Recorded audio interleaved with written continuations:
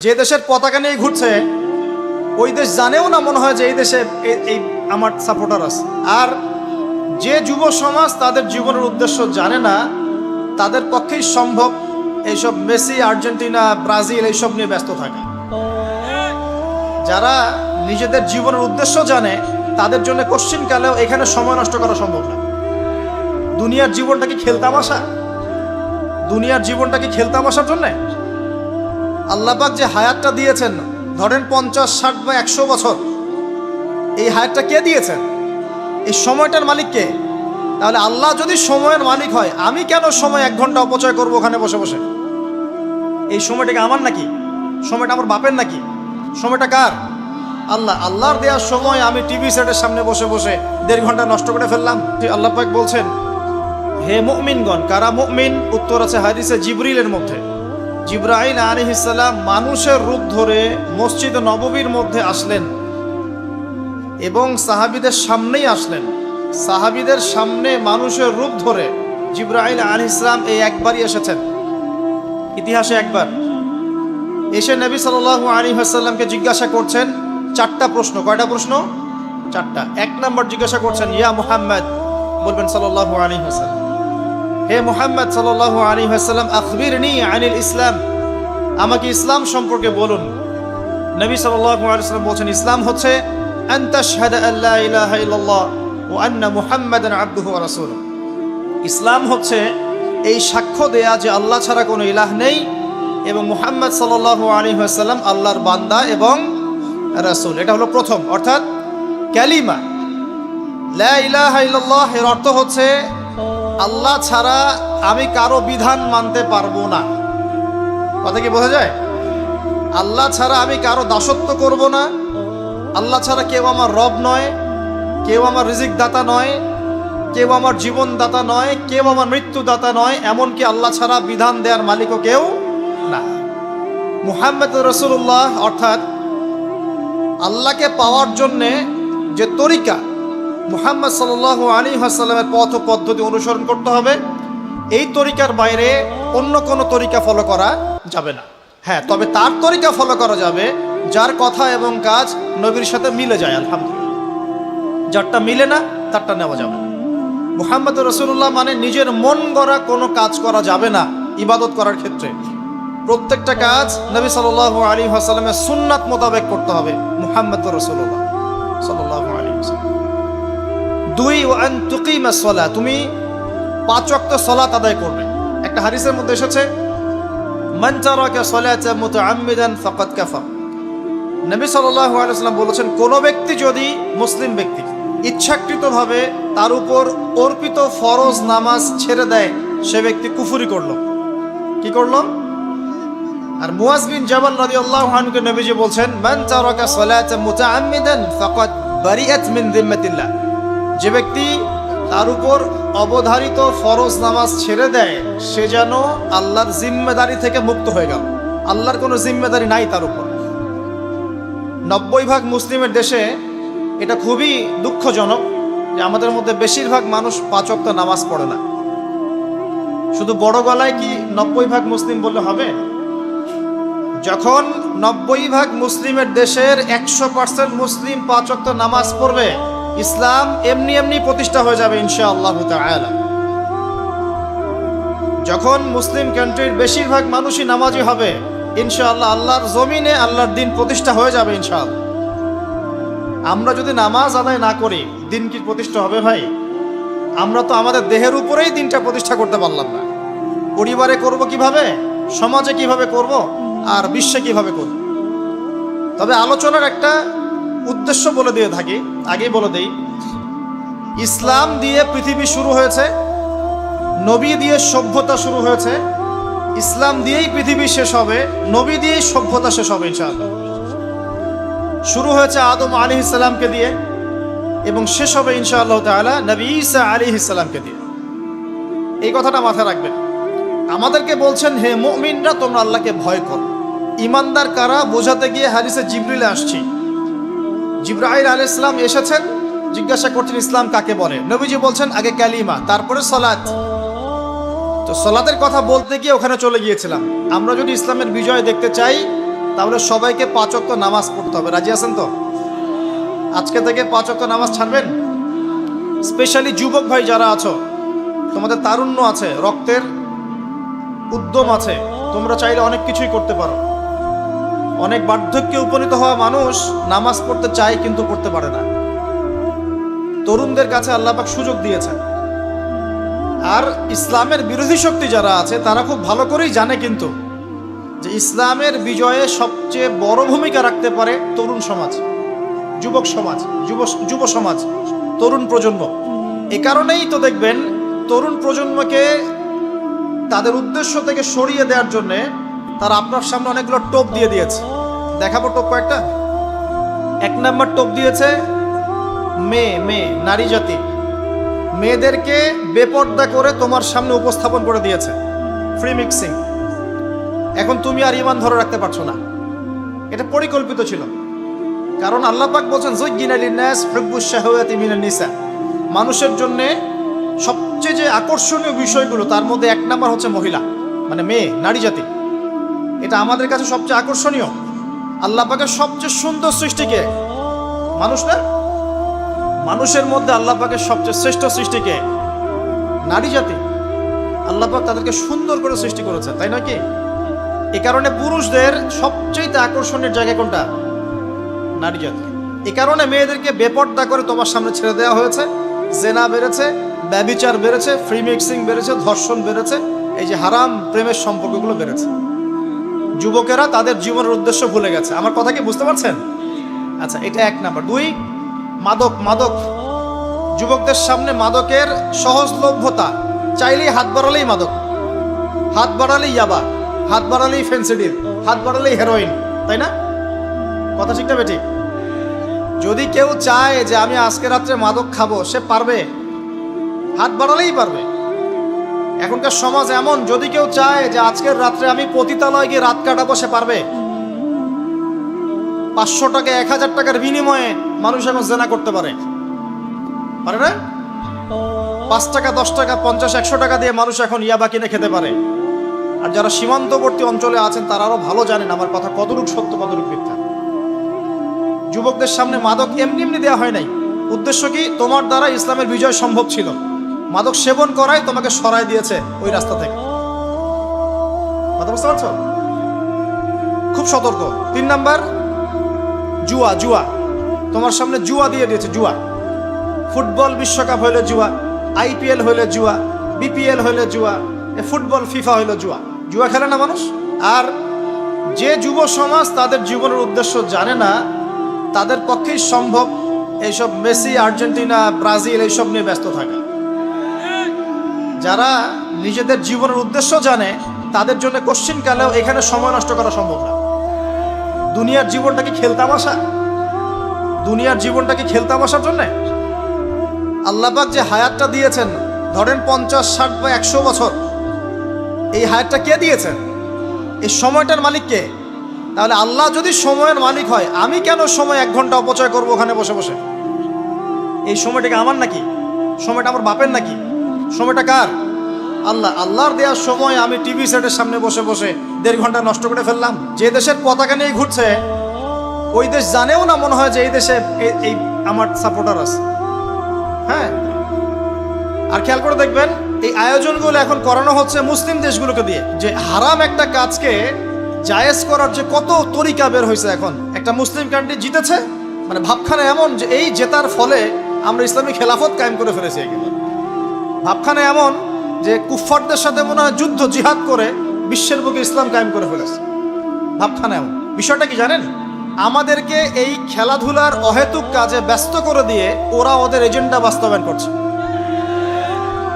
দেখবেন যখন যখন রমজান মাস আসে তখন দেখবেন মুসলিম কান্ট্রির উপর নির্যাতন বাড়ে। যখন যখন বড় বড় ইভেন্ট হয়, ওয়ার্ল্ড কাপ, এইটা সেটা, দেখবেন ভিতরে ভিতরে মুসলিম কান্ট্রির উপর নির্যাতন বাড়তে থাকে। মানুষ একদিকে তাকায় থাকে আর একদিকে উদ্দেশ্য সাধন করতে থাকে। বুঝাচ্ছি বিষয়টা। আপনার 5টা বাচ্চা আছে মনে করেন, খুব জ্বালায়, কান্নাকাটি করে, হইচই করে, আর আপনি মোবাইল ফোনটা বের করে দিয়ে বলেছেন, বাবা বস, তোরা 5 জন মিলে একটা কার্টুন দেখ, আমি একটু কাজটা করি। দিয়ে দিলেন, ও কার্টুন দেখছে চুপচাপ, কেউ কোনো ডিস্টার্ব নাই। আর বুঝতে পারছেন? আর এই যে বাচ্চাগুলো কার্টুন দেখছে না, এগুলো হচ্ছে আমরা এখন।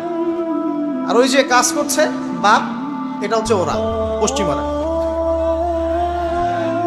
আমার কথা কি বুঝতে পারেন? আচ্ছা, আমি সহজ করার চেষ্টা করছি। প্রিয় যুবক ভাইরা, মেয়ে তো উন্মুক্ত করে দিয়েছেই, মাদক তো দিয়েছেই, জুয়া দিয়েছে, অহেতুক এসব খেলতামাশা দিয়েছে তোমার সামনে, তোমার সময় কেড়ে নেওয়ার জন্য, তোমার হায়াত কেড়ে নেওয়ার জন্য। তোমার মূল্যবান হায়াত, যে হায়াতটাকে তুমি আল্লাহর পথে দাওয়াতের কাজে ব্যয় করবা, দিন চর্চার কাজে ব্যয় করবা, আল্লাহর ইবাদতের কাজে ব্যয় করবা, আমর বিল মারুফ নাহি আনিল মুনকারের কাজ করবা, এই সময়টা ওরা কেড়ে নিয়েছে তোমার কাছ থেকে। বুঝতে পারছো না তুমি? আবার নেশা দিয়ে তোমার ভিতরটা নষ্ট করে ফেলেছে, জেনা দিয়ে তোমার অন্তরের নূর নষ্ট করে দিয়েছে, ফ্রি মিক্সিং দিয়ে জেনা এবং তোমার যে পবিত্রতা, চারিত্রিক পবিত্রতা নষ্ট করে দিয়েছে। যদি একটা মুসলিম রাষ্ট্রের মধ্যে দুর্নীতি না থাকতো না, মুসলিম রাষ্ট্র বিশ্বকে নেতৃত্ব দিত ইনশাআল্লাহ। যদি কোনো মুসলিম রাষ্ট্রের মধ্যে দুর্নীতিটা না থাকতো না, তাহলে দেখতেন ওই রাষ্ট্র অবশ্যই বিশ্বকে নেতৃত্ব দিত ইনশাআল্লাহ। এমন অনেক অমুসলিম রাষ্ট্র আছে যেগুলো অমুসলিম হওয়া সত্ত্বেও ওদের মধ্যে কোনো দুর্নীতি নাই। আল্লাহ পাক আমাদের সবাইকে পরিপূর্ণ মুসলমান হওয়ার তৌফিক দান করুন। দেখেন, আল্লাহ পাক বলেছেন, উদখুলু ফিস সিলমি কাফা, তোমরা পরিপূর্ণরূপে ইসলামে প্রবেশ করো। এখন আমি যদি নামাজও পড়ি, আবার ঘুষও খাই, এদিকে রোজাও রাখি, আবার সুদও খাই, আবার এদিকে আমি হজমরাও করি, অন্যের সম্পদ আত্মসাৎ করি, মাপে কমও দেই, মজুদদারি করি ইত্যাদি, আমি কি পরিপূর্ণ মুসলিম? আমি কি উদখুলু ফিস সিলমি কাফার উপর আমল করতে পেরেছি? আর আল্লাহ পাক এখানে বলছেন, ওয়ালা তামুতুন্না ইল্লা ওয়া আনতুম মুসলিমুন, পরিপূর্ণ মুসলমান না হয়ে তোমরা মৃত্যু বরণই করিও না। করলেই সমস্যা। পরিপূর্ণ মুসলমান না হয়ে মারা গেলেই সমস্যা। কি সমস্যা? ওই যে আল্লাহ পাক বলবেন, মান রব্বুক, বলবে লা আদরি, আমি তো জানি না, কারণ পরিপূর্ণ মুসলমান হয়নি তো, আল্লাহর সাথে শিরক করেছে। আল্লাহ পাক বলবেন, মা দীনুক, বলবে লা আদরি, আমি জানি না। মা দীনুক উত্তর কেমন করে দিতে পারবে? ইসলামের কিছু অংশ মানে, কিছু অংশ মানে না। ইসলামের কিছু অংশ মানে, নামাজ, রোজা, হজ, যাকাত, তাসবিহ, তাহলিল সবই মানে, কিন্তু সুদ ছাড়তে হবে, ঘুষ ছাড়তে হবে, জেনা করা যাবে না, মদ খাওয়া যাবে না, দুর্নীতি করা যাবে না, মানে না। তাহলে মা দীনুক কি উত্তর দিবে? মান নবিয়ুক, কে নবী? উত্তর কিভাবে সম্ভব? নবীর সুন্নতি তো নাই গায়ের উপরে, চেহারায় নাই, কাপড়ে নাই, চলাফেরায় নাই, ওঠা বসায় নাই, ইবাদতে থাকলেও অর্থনীতির মধ্যে নাই, অর্থনীতির মধ্যে থাকলেও সংস্কৃতির মধ্যে নাই, সংস্কৃতিতে থাকলেও সমাজে নাই। নবীর সুন্নত কি খালি ঘরে তসবিহ টেপার মধ্যেই? মানে আমরা খালি সুবহানাল্লাহ সুবহানাল্লাহ পড়বো, এটাই সুন্নত? দাড়ি ছেড়ে দিব, এটাই খালি সুন্নত? টাকটোর উপরে কাপড় পরবো, এটাই কি খালি সুন্নত? সমাজের মধ্যে সুন্নত নাই, অর্থনীতির মধ্যে সুন্নত নাই, ব্যবসা বাণিজ্যের সুন্নত নাই, চাকরি বাকরিতে সুন্নত নাই, পরিবারের সুন্নত নাই, সংস্কৃতির মধ্যে সুন্নত নাই, আর রাষ্ট্রের কথা বললাম না, ওটা বাদ দেন। প্রিয় ভাইয়েরা, যুবক ভাইদের কথা বলে আমি সামনে যাব। এক নাম্বার কি বলেছি? তোমরা সতর্ক থাকবে মেয়ে থেকে। কি থেকে? মেয়ে থেকে 100 হাত দূরে। 100 হাত মানে আমি বলি, পরামর্শ দেই, আমি তোমাদের ভাইয়ের মতো, ছোট হই আর বড় হই। আর আমাকে এইসব আল্লামা শায়েখ এইসব বলার দরকার নাই। আমি একদম তালেবে ইলম। এখানে বড় বড় অনেক আলেম ওলামায়ে কেরাম আছেন, আমি খুব বিব্রত বোধ করছি কথা বলতে। আমি জানি যে হকপন্থী ওলামায়ে কেরাম যারা, তারা আমাদের মতো অনলাইনেও আসেন না, এই ফেসবুক ইউটিউবে ভিডিও পাবেন না, এমনও আলেম বাংলাদেশে আছেন জানেন, যারা বহু আলেম তৈরি করছেন, মাদ্রাসায় খেদমত করছেন। তো তাদের সামনে আমাদেরকে যখন এইভাবে টাইটেল দেন, লজ্জা লাগে, বিব্রত বোধ করি। পবিত্র কোরআনের বিশুদ্ধ তেলাওয়াত শিখতেই হবে, এবং প্রত্যেক দিন চেষ্টা করবেন 1 পৃষ্ঠা 2 পৃষ্ঠা, আধা পারা 1 পারা করে তেলাওয়াত করার জন্য। তেলাওয়াতের কোনো বিকল্প নাই, প্রত্যেক হরফে 10 নেকি পাবেন ইনশাআল্লাহ। এরপরে এর ভাষা আছে, কোরআনিক গ্রামার আছে, আর এই বইগুলো আপনি একা পড়তে পারবেন না। এই বইগুলো পড়তে হলে ওস্তাদ লাগবেই, লাগবেই। এক একটা বই 2 বছর করে পড়তে হইতে পারে, পড়তে হবে। যদি আপনি কোরআন জানতে চান, বুঝতে চান, পড়তে হবেই। আর যদি মনে করেন না আমার এত জানা বোঝার দরকার নাই, সেটা আলাদা বিষয়, তখন আপনি ওলামায়ে কেরামের কাছে গিয়ে জিজ্ঞাসা করে মাসআলা নিয়ে নেবেন। এখানে একটা কথা বলে দিই, এখন আবার একটা নতুন আমি ফিতনাই বলবো বের হয়েছে যে আলেম ওলামার প্রয়োজন নাই, কোরআন হাদিস বাসায় পড়বা, নিজে একা একাই মুস্তাহিদ হয়ে যাবা। অনেক দিনী ভাইকে দেখছি আমি, যুবক ইয়াং, তার আগে বিপদগামী ছিলেন, হেদায়েত হয়ে ইসলামের দিকে এসেছেন, এখন প্রথমেই সহিহ বুখারী টান দিয়ে পড়া শুরু করুন। কে বললো আপনাকে প্রথমে সহিহ বুখারী পড়তে? আপনি কি এক লাভ দিয়ে এই মেডিকেল সায়েন্সের বই পড়তে যাবেন? এত কঠিন কঠিন বই আগে কেন? এই বইগুলো পড়তে ওলামায়ে কেরামের 15-20 বছর সময় লাগে। 15-20 বছর সময় লাগে। 15 বছর বেশি বলে ফেলছে মনে হয়। আমাদের মতো হলে 20 বছর লাগবে। কঠিন বই আগে না, আগে সহজ বইগুলো পড়তে হতো। তো ভাবখানা তখন দেখা যায় এমন, কয়েকটা হাদিসের কিতাব পড়ে, কোরআনের কিছু অনুবাদ পড়ে, আলেম ওলামার আর দরকার নাই, কোনো মাযহাবেরও দরকার নাই, আমি নিজে একাই মুস্তাহিদ। একটা সমাজের মধ্যে মুস্তাহিদ মানুষের সংখ্যা কতজন থাকে? অল্প কিছু। বেশিরভাগ মানুষই তো অন্ধ অনুকরণ তাকলিদ করতে হবে তাকে। তখন এই যে আপনি আমার কাছ থেকে মাসআলাটা জানলেন, এই মাসআলা জেনে নেওয়াটা কি আপনার জন্য উচিত না অনুচিত? আপনার এই মাসআলা জেনে নেওয়াটা কি উচিত না অনুচিত? এই মাসআলা আমার কাছে বা আলেমের কাছে না জানলে কিভাবে শিখবেন আপনি? শেখার জন্য আপনাকে আসতে হবে না? এটাই মাযহাব, এটাই মাযহাব। এখানে বিভ্রান্তির কোনো সুযোগ নাই যে আমি এগুলা মানি না, আমি খালি বইপত্র একা একা পড়বো, আলেম হয়ে যাবে, সম্ভব না। যখন আমরা কলেজে পড়তাম অনেক সময় মনে হতো যে হয়তো বা সম্ভব। যখন পড়া শুরু করেছি তখন দেখছি যে না, এই সমুদ্রে ডুব দেওয়া কেবল শুরু, এর তলানি খুঁজে বের করতে 100 বছর লাগবে মনে হয়। আল্লাহ ভালো জানে। আল্লাহু আকবার। দিনের জ্ঞান তো বেশি। আলী রাদিয়াল্লাহু আনহু একটা কথা বলে দেই, দিয়ে সামনে যাচ্ছি। আলী রাদিয়াল্লাহু আনহু শেষ বয়সে বলছেন, তাকে প্রশ্ন করা হচ্ছে যে আপনার কি কোনো দুঃখ আছে জীবনে? আলী রাদিয়াল্লাহু আনহু বলছেন যে আমি শুরু থেকে নবী সাল্লাল্লাহু আলাইহি ওয়াসাল্লামের পাশে ছিলাম, আমার দুঃখ নাই, তবে একটা মনের কষ্ট। কি? আমি যে জ্ঞানগুলো শিখেছি নবীর কাছ থেকে সাল্লাল্লাহু আলাইহি ওয়াসাল্লাম, সেই জ্ঞান বিতরণ করার জন্য কোনো পাত্র খুঁজে পেলাম না। কি গভীর কথা!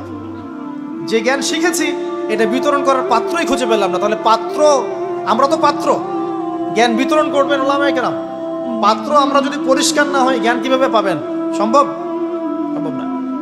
আরেকটা বিষয় বলে দেই, যখন আপনি জ্ঞানের চর্চায় মাঠে নামবেন, আল্লাহ পাক আপনার সম্মানার্থে ফেরেশতার পাখা আপনার পায়ের নিচে বিছিয়ে দিবেন ইনশাআল্লাহ। আর যখন আপনি জ্ঞান চর্চা করে আলেম হবেন ইনশাআল্লাহ তাআলা, আপনার জন্যে আসমান জমিনের সমস্ত মাখলুক, এমনকি সমুদ্রের নিচের মাছ, গর্তের ভিতরের পিপিলিকা, সবাই আল্লাহর কাছে আপনার জন্য ইস্তেগফার করবে ইনশাআল্লাহ। একটা হাদিসে নবীজি বলেছেন যে আকাশের চাঁদটাকে তোমরা যেমন দেখো উজ্জ্বল অন্য নক্ষত্রগুলোর তুলনায়, ঠিক তেমনি সাধারণ মানুষের উপরে একজন আলেমের মর্যাদা এমন। তো প্রিয় ভাইয়েরা, যুবক ভাইদেরকে বলছি, স্পেশালি আজকের লেকচারটা স্পেশালি তোমাদের জন্যই। এই ফাঁদগুলো থেকে বেঁচে থাকবে এবং এলেম অর্জন করবে। এলেম অর্জনের কোনো বিকল্প নাই, এবং এলেম অর্জনের জন্য সিলেবাস লাগবে। আর অনেক বইপত্র একা একা পড়তে পারবে না, আলেম ওলামাদের সংস্পর্শ লাগবেই, অন্যথায় পারবে না। এর পাশাপাশি আপনি সিরাতের বই পড়বেন, ইতিহাস পড়বেন, ইসলামিক অর্থনীতি পড়বেন, হ্যাঁ, ভূরাজনৈতিক প্রেক্ষাপটের বইগুলো পড়বেন, এগুলো ঠিক আছে। এবং জেনারেল লাইনে যেখানে পড়াশোনা করছেন, এই পড়াশোনাও কন্টিনিউ করবেন, এবং আপনার প্রতিভা দিয়ে আপনার জায়গা থেকেই ইসলামের খেদমত করবেন ইনশাআল্লাহ। পারা যাবে না? আল্লাহ তৌফিক দান করুন। যুবক ভাইদের সামনে এই ফাঁদ। কেন ফাঁদ? কারণ যুবক ভাইরা যদি জীবনের উদ্দেশ্য জেনে ফেলে এবং ইসলাম প্রতিষ্ঠার কাজে আত্মনিয়োগ করে, তাহলে কুফফার শক্তি পালানোর জায়গা খুঁজে পাবে না ইনশাআল্লাহ। প্রিয় ভাইরা, আল্লাহ রাব্বুল আলামিন বলছেন মুমিনদেরকে, হে মুমিনরা, তোমরা আল্লাহকে ভয় করো। দেখুন, 6টা পিলারে বিশ্বাস না করা পর্যন্ত কেউ মুমিন হয় না। কয়টা পিলার? 1 নাম্বার হচ্ছে আল্লাহর প্রতি বিশ্বাস। 1 নাম্বার আল্লাহর প্রতি বিশ্বাস। 2 ফেরেশতা মণ্ডলীর প্রতি বিশ্বাস। 3 আসমানি কিতাব সমূহে বিশ্বাস। 4 নবী রাসূলগণের প্রতি বিশ্বাস। 5 পরকালের প্রতি বিশ্বাস। এবং 6 তাকদীরের ভালো মন্দের প্রতি বিশ্বাস। এই 6টা পিলারকে মনে বিশ্বাস করতে হয়, মুখে স্বীকৃতি দেওয়া লাগে, এবং কাজেও বাস্তবায়ন করতে হয়। তারপর আপনি মুমিন হবেন ইনশাআল্লাহ। আল্লাহ পাক বলছেন আমাদেরকে, এই মুমিনদেরকে তোমরা আল্লাহকে ভয় করো, ভয় করার মতো ভয় করো। এটার ব্যাখ্যা কি? ভয় করা মানে কি? শুধু নেক আমল করা মানেই আল্লাহকে ভয় করা নয়। আল্লাহ পাকের যত নিষেধ আছে, এই নিষেধগুলো ছেড়ে দেওয়ার নাম হলো আল্লাহকে ভয় করা। যদি আমি নামাজ পড়ি, প্রমাণিত হবে না যে আমি আল্লাহকে ভয় করি। হারাম ছেড়ে নামাজ পড়েন, হালাল খেয়ে নামাজ পড়েন, প্রমাণ হবে আপনি আল্লাহকে ভয় করেন। নামাজ পড়াটা একটু সহজ কাজ, কিন্তু এই হারাম রিজিক ছেড়ে দেওয়া এত সহজ কাজ নয়। রোজা রাখা সহজ কাজ তুলনামূলক, কিন্তু সুদ ঘুষ ছেড়ে দেওয়া এত সহজ কাজ নয়। তাসবিহ তাহলিল করা সহজ কাজ, কোরআন তেলাওয়াত করাও সহজ কাজ তুলনামূলক, কিন্তু ওই বোনের সম্পত্তি তাকে ফিরিয়ে দেওয়া এত সহজ নয়। অন্য মুসলিম ভাইয়ের মান সম্মান রক্ষা করা তো সহজ নয়। পরিবারে পর্দা এবং নামাজ কায়েম করা তো সহজ নয়।